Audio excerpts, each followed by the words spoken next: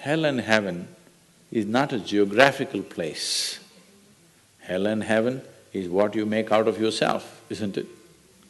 Too much talk about heaven has been going on because there are too many people who made a hell out of themselves.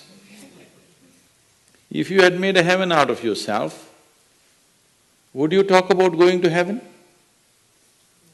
If you sit here and you're feeling ecstatic right now, would you aspire to go to heaven, I'm asking?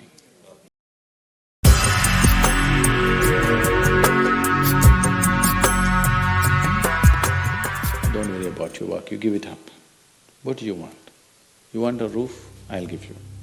You want food every day? I'll give you. All you have to do is just sit in one place and be blissful. I will feed you for the rest of your life. Can you do? No, you want to mess up something every day.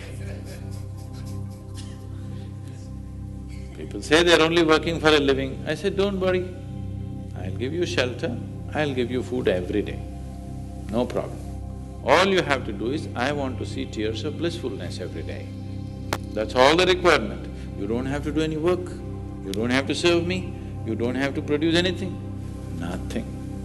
Just sit here blissfully, we'll feed you, we'll worship you. So the problem is not in your work, the problem is not in your life, the problem is not in the world that you live, the problem is just that you have not done the necessary things for this one to flow through this effortlessly, beautifully. The necessary work has not been done and we're just hoping it'll happen by accident. It doesn't happen by accident. A lot of people in the world think United States of America is heaven, but people who live here don't think so at all. A lot of people in the world are dying to get an entry into the country. You open up the southern borders, 10 million people will enter tomorrow morning because they think this is heaven. But you are not experiencing it that way, isn't it? You are not experiencing this as heaven because hell and heaven is not a geographical place. Hell and heaven is what you make out of yourself, isn't it? Too much talk about heaven has been going on because there are too many people who made a hell out of themselves. If you had made a heaven out of yourself, would you talk about going to heaven? If you sit here and you're feeling ecstatic right now, would you aspire to go to heaven, I'm asking?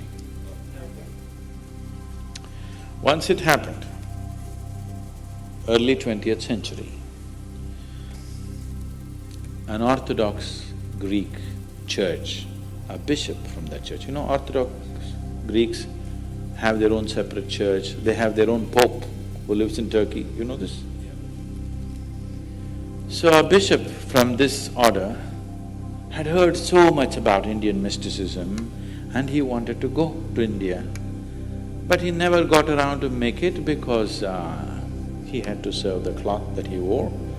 And after 60 years of age, when he is semi-retired, he got the opportunity and went to India. So he came to South India, near where we are, and he wanted to meet a mystic, a yogi. So somebody said, go up this mountain, near a cave, there is a yogi sitting, you can go. So our man went, plodded up the mountain, halfway up and went. In front of a cave, an old man with a gentle smile upon his face was just sitting with his eyes closed. So the bishop went and prostrated. He cannot do it, he is not made for that. But they had told him, if you go to India, you have to crawl. He prostrated like this and with all his four limbs he got up. The yogi looked at him with amusement. Obviously, he has never prostrated anywhere before. And he smiled. Then the bishop said, I am like this, I am a bishop. I have served in the church for so long, but I have a few questions, can you answer? The yogi smiled and said, yes, please, whatever the question. Then the bishop asked, what is life? At the age of 60. What is life? So the yogi closed his eyes, became very blissful and said, life is like the fragrance of a jasmine on the spring breeze. And tears of blissfulness flowed out of his eyes as he was saying this. Then the bishop said, no, no, no. Our Pope has told us life is like a thorn and we must renounce it.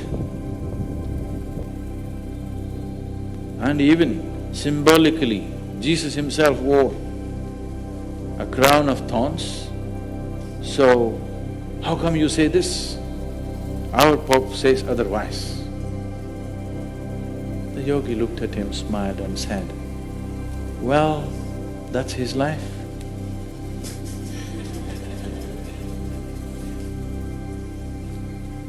So, what you make out of it is not because of where you are, what you are, it is just what you make out of it, isn't it? So, have you created the necessary mechanism? Have you created the necessary system? Have you created the necessary ingredients within you to make this like the fragrance of jasmine on a spring breeze and not a thorn? If it's a thorn, we must pluck the damn thing out, isn't it? Isn't it so?